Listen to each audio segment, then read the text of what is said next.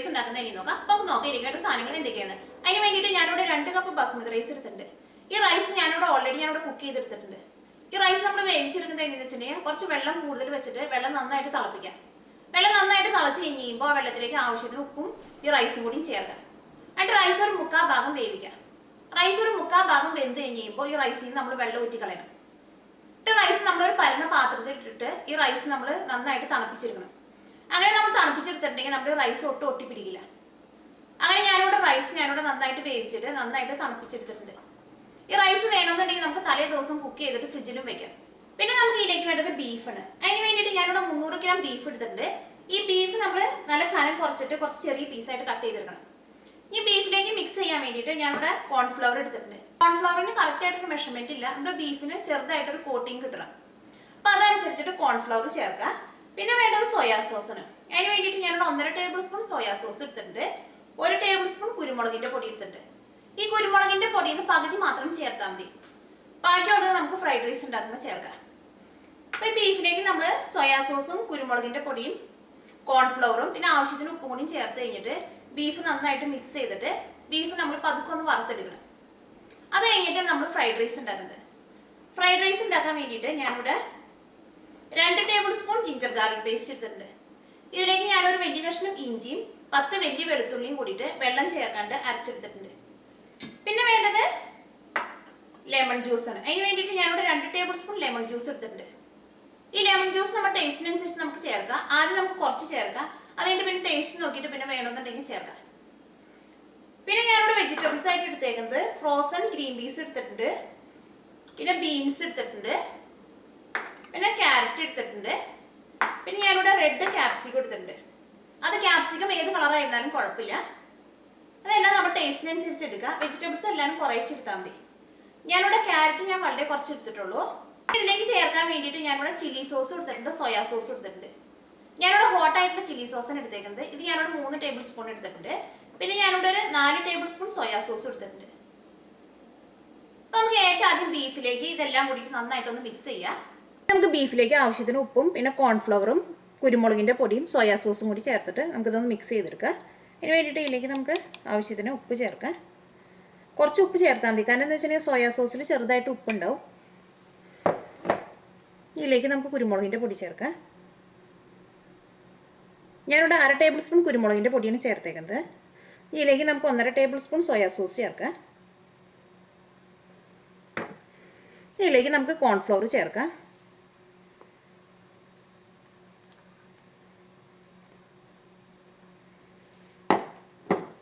ഇതെല്ലാം കൂടിയിട്ട് നന്നായിട്ടൊന്ന് മിക്സ് ചെയ്യാം.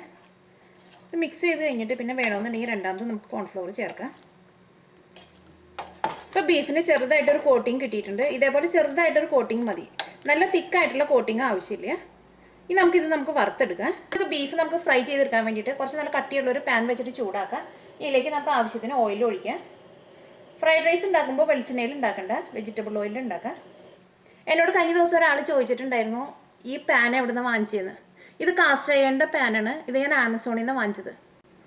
ഇതിനകത്ത് എന്ത് സാധനം നമുക്ക് കുക്ക് ചെയ്തെടുക്കാനൊക്കെ നല്ല എളുപ്പമാണ്. കാരണം എന്താണെന്ന് വെച്ചിട്ടുണ്ടെങ്കിൽ ഈ പാന് നല്ല കട്ടിയുള്ളതുകൊണ്ട് നന്നായിട്ട് ചൂട് നിൽക്കും. പിന്നെ എന്ത് സാധനം ഇതിനകത്ത് കുക്ക് ചെയ്തെടുത്താലും ഇതിനൊരു പ്രത്യേക ടേസ്റ്റാണ്.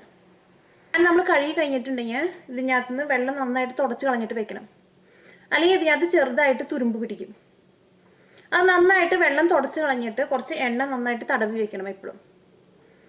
നമ്മുടെ എണ്ണ നന്നായിട്ട് ചൂടായിട്ടുണ്ട്. ഇതിലേക്ക് നമുക്ക് ബീഫ് ചേർക്കാം.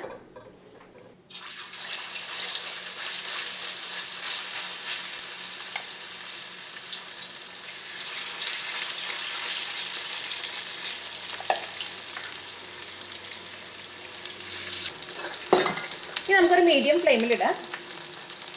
ഇപ്പോൾ ഒരു സൈഡ് പതുക്കെ ഒന്ന് മൊരിഞ്ഞു തുടങ്ങിയിട്ടുണ്ട്. ഇത് നമുക്കൊന്ന് ഇളക്കിയിടാം.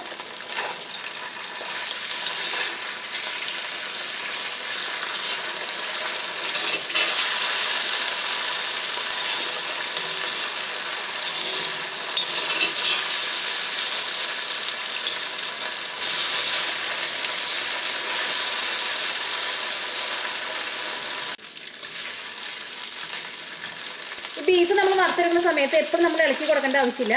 ഓരോ സൈഡ് പതുക്കെ ഒന്ന് മൊരിഞ്ഞ് തുടങ്ങുമ്പോൾ ഒന്ന് ഇളക്കിയിട്ട് കൊടുക്കാം. പിന്നെ ബീഫ് നമ്മൾ ഈ വറുത്തെടുക്കുന്ന സമയത്ത് തന്നെ ബീഫ് നമ്മൾ ഫുള്ളായിട്ട് കുക്ക് ചെയ്തെടുക്കണം. ഈ പിന്നെ ബീഫ് നമ്മൾ പിന്നെ രണ്ടാമത് സെപ്പറേറ്റ് നമ്മൾ വേറെ വേവിക്കില്ല. ഇപ്പോൾ ബീഫ് ഫ്രൈ ആയിട്ടുണ്ട്. ഇനി നമുക്ക് ബീഫ് എടുത്തിട്ട് എണ്ണയിൽ നിന്ന് മാറ്റാം.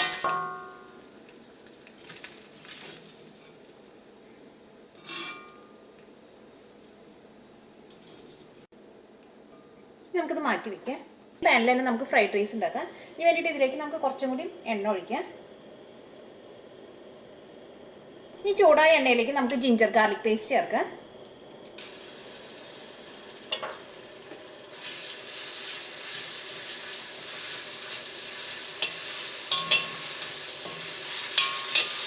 ജിഞ്ചർ ഗാർലിക് പേസ്റ്റ് നന്നായിട്ട് മുരിഞ്ഞിട്ടുണ്ട്. ഇനി ഇതിലേക്ക് നമുക്ക് വെജിറ്റബിൾസ് ചേർക്കാം. നമുക്ക് ഏറ്റവും ആദ്യം ബീൻസ് ചേർക്കാം, ക്യാരറ്റ് ചേർക്കാം,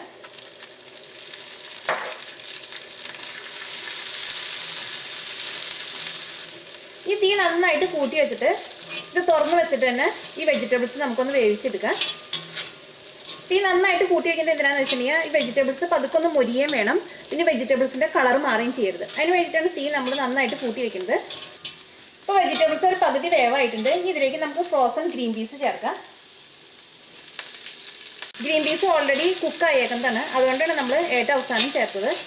ഇതിലേക്ക് നമുക്ക് ക്യാപ്സിക്കം ചേർക്കാം.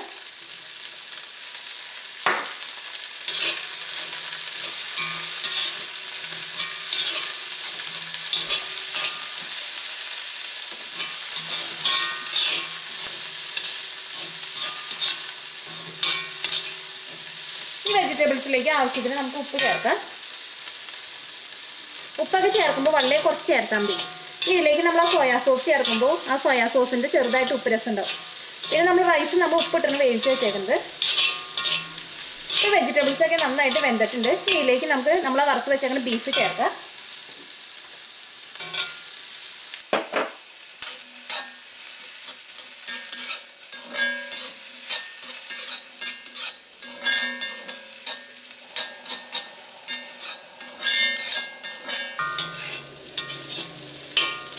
നമുക്ക് 2-3 മിനിറ്റ് ഇത് നന്നായിട്ടൊന്ന് മിക്സ് ചെയ്യാം. തീ നന്നായിട്ട് കൂട്ടി വയ്ക്കാം. അപ്പോൾ ബീഫും വെജിറ്റബിൾസും എല്ലാവരും കൂടിയിട്ട് നന്നായിട്ടൊന്ന് മിക്സ് ആവും. അപ്പോൾ കഴിഞ്ഞിട്ടാണ് ഇതിലേക്ക് നമുക്ക് റൈസ് ചേർക്കാൻ വേണ്ടിയിട്ട്. ഇതിലേക്ക് നമ്മൾ വേവിച്ച് വെച്ചേക്കണം റൈസ് ചേർക്കാം.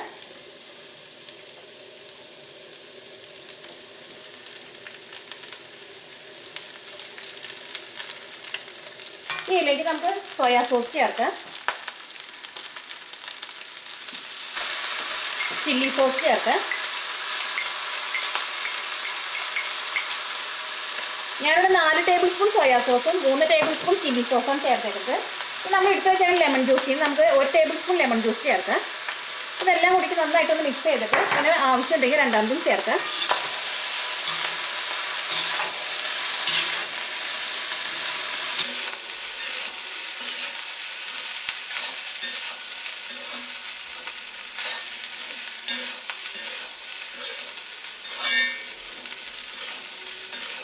ഇതിലേക്ക് നമുക്ക് കുരുമുളകിൻ്റെ പൊടി ചേർക്കാം.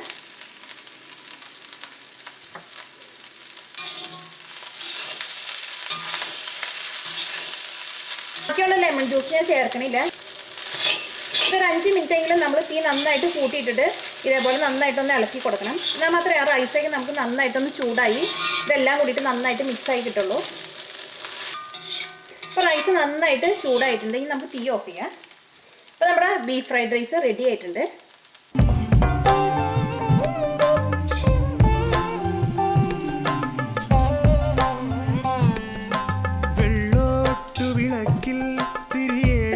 ഫ്രൈഡ് റൈസ് റെഡി ആയിട്ടുണ്ട്. ഈ ഫ്രൈഡ് റൈസ് നമ്മൾ ഉണ്ടാക്കിയെടുക്കുന്ന സമയത്ത് ആ ബീഫ് നമ്മൾ വറുത്തെടുക്കുമ്പോൾ നല്ല വേവുള്ള ബീഫാണെങ്കിൽ നല്ല ലോ ഫ്ലെയിമിൽ ഇട്ടിട്ട് വേണം വറുത്തെടുക്കാൻ വേണ്ടിയിട്ട്. അല്ലെങ്കിൽ നമുക്ക് ബീഫ് നമുക്ക് ശരിക്കും കുക്കായി കിട്ടില്ല.